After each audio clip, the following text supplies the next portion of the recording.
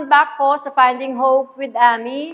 Alam niyo, lahat tayo gusto magkaroon ng matagumpay at maunlad na buhay. Ginagawa natin ang lahat.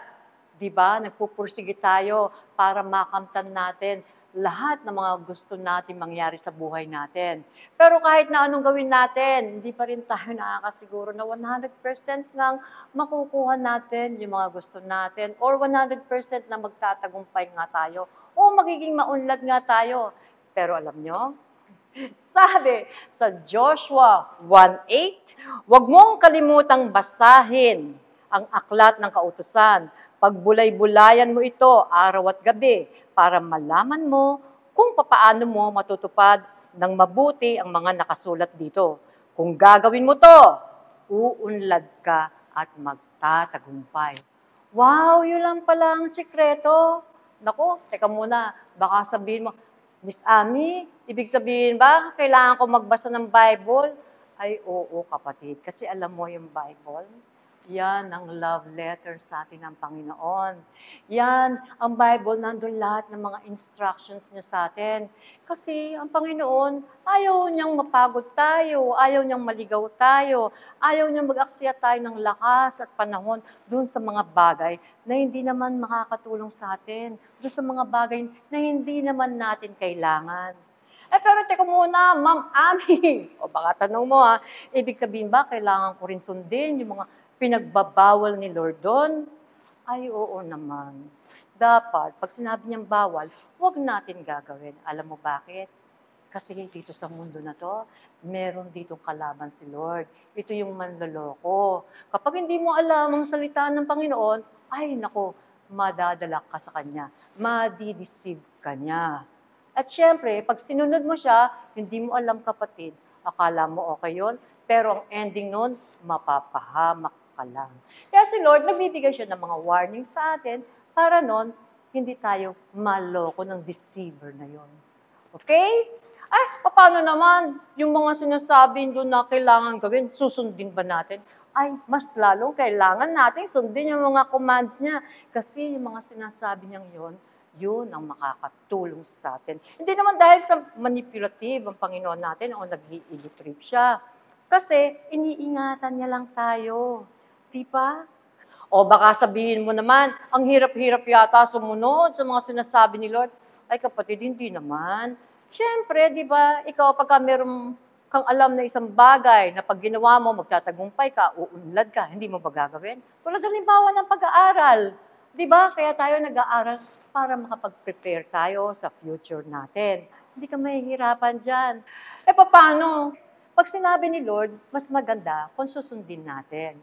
Pag-aralan natin yung salita ng Diyos. Tulad ng promise niya sa Psalm 1, verses 2 and 3, mapalad ang taong nagagalak sumunod sa mga aral mula sa Panginoon. At araw-gabi, ito ay kanyang pinagbubulay-bulayan. Ang katulad niya ay isang punong kahoy na itinanim sa tabi ng sapa, namumunga sa takdang panahon at hindi nalalanta. Hindi nalalanta ang mga dahon. Magtatagumpay siya sa anumang kanyang ginagawa. May English version ito parang mas short lang. I meditate on God's word day and night. I am successful and prosperous. Kaya sunod lang tayo sa lahat ng mga inuutos ni Lord. Diba? Huwag tayong matakot, huwag tayong panghinaan ng loob. Dahil meron pa siyang isang promise Alam niyo, sabi sa Joshua 1:9, alalahanin mo palagi ang bilin ko sa iyo. Ano yung bilin ni Lord? Ito. Magpakatatag ka at magpakatapang. Huwag kang matakot at manghina. Dahil ako, ang Panginoon ay iyong Diyos, ay sa iyo kahit saan ka man pumaroon. Makakasama mo ang Panginoon, kapatid. Kaya huwag kang matatakot. Huwag kang panghinaan ng loob. Huwag kang maduduwag. Sasamahan ka niya. Ay naku, Miss Amy, baka sabihin mo, pangako ni Lord yan, dun sa Old Testament, kay Joshua at kay Moses. Oo naman, nung namatay si Moises, yan, pangako ni Lord sa kanya bago mamatay, tapos sinalin kay Joshua. Pero alam niyo ba, ang Panginoon Diyos natin, hindi nagbabago. Lahat dito sa mundo, nagbabago. Pero, ang salita ng Diyos, mananatili ito magpakailanman. Kung ano yung sinabi niya noon, pati yung mga pangako niya noon, totoo pa rin yun. Lahat ng yon, totoo pa rin hanggang ngayon at sa darating na panahon. Hindi niya babawiin yung mga sinabi niya. Siya ay mananatiling tapat magpakailanman. At kung tatanggapin mo si Hesus Kristo bilang Panginoon at tagapagligtas, lahat ng mamanahin niya, mamanahin mo rin. Kung ano yung pangako niya mula Old Testament hanggang New Testament, pangako niya rin sa'yo yun. Lahat yun, magiging iyo rin. Pwede mo yun angkinin. Kasi ang Panginoong Jesus, co-heir mo siya. Kung ano yung mamanahin ni Hesus Kristo, mamanahin din natin ng mga tumanggap sa Kanya. Kasi nasa iyo na si Jesus eh. Nasa iyo na yung anak ng Diyos. Kaya yung binigay kay Jesus, sa'yo na rin yun. At kapag sinunod na natin siya, magkakaroon tayo ng maunlad at matagumpay na buhay. Siya na ang bahala sa atin. Ang kailangan lang natin gawin ay maging strong sa Kanya, maging matatag sa Kanya, maging matapang sa Kanya, magtiwala sa Kanya. Sa madaling salita, tulad nung nabasa ko, ang sabi, our only job is to trust Him.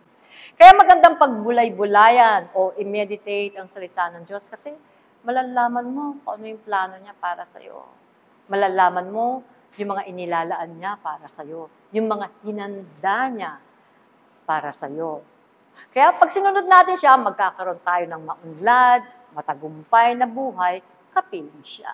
At kung gusto mong mas madaling maunawaan ang salita ng Diyos, maganda kapatid, tanggapin mo si Hesus Kristo bilang Panginoon at tagapagligtas. Kasi kapag tinanggap mo na siya na yung magiging teacher mo. Siya yung tagaturo mo, siya yung tagapagtanggol mo, siya yung tagatulong mo. Kaya, pag binasa mo ang mga salita niya, mas madali mong mauunawaan ang mga ito. Kasi, papasok na siya sa'yo eh, yung Holy Spirit niya. Tapos, hindi ka na niya iiwanan. Kahit anong gawin mo, hindi na siya aalis sa'yo. Kasi tinanggap mo na siya. Pangako niya yun eh. Kaya kung gusto mo palaging makasama ang Panginoon, gusto mo ng tagatulong, gusto mo ng kasama, gusto mo ng tagapagturo, gusto mo ng kaligtasan, kapatid, para maging sigurado ang buhay mo na kung ano man ang mangyari sa mundong ito, ikaw ay maliligtas. Halika, sabayan mo ako sa panalangin. Kung gusto mo, gagabayan kita. Sundan mo lang ang panalangin ko. Panginoong Jesus, maraming salamat at inalay mo ang buhay mo para sa akin. Tinatanggap ko ang regalo mong kaligtasan. Ang regalo mong buhay na walang hanggan. Patawarin mo ko sa lahat ng kasalanan ko. Ikaw na ang manguna sa puso ko. Ikaw na maghari sa buhay ko. Turuan mo ako ng mga salita mo. Tulungan mo ako mas makilala ka pa.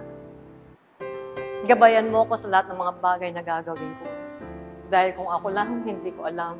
Kung ako lang, papalpak at papalpak ako. Kaya maraming salamat sa grasya mo. Maraming salamat sa regalo mo. Salamat sa buhay na walang hanggan. Salamat at nandito ka na sa akin. Salamat sa pangakong hindi mo ko iiwan magpakailanman. Sa iyong pangalan, Panginoong Jesus, ito ang dalangin. Amen. Kapatid, kung pinag-pray mo yun, galing sa puso mo, alam mo, kasama mo na ang banal na Espiritu ng Panginoong Diyos. Hindi ka na niya iiwan. Kasama mo na siya. Ano man ang mangyari, gagabayan ka niya, tutulungan ka niya, ipagtatanggol ka niya. Anak ka na ng Diyos. Okay? Maraming salamat. Sana napagpapala kayo sa pagpapanood ng video natin ngayon. God bless you all. Bye.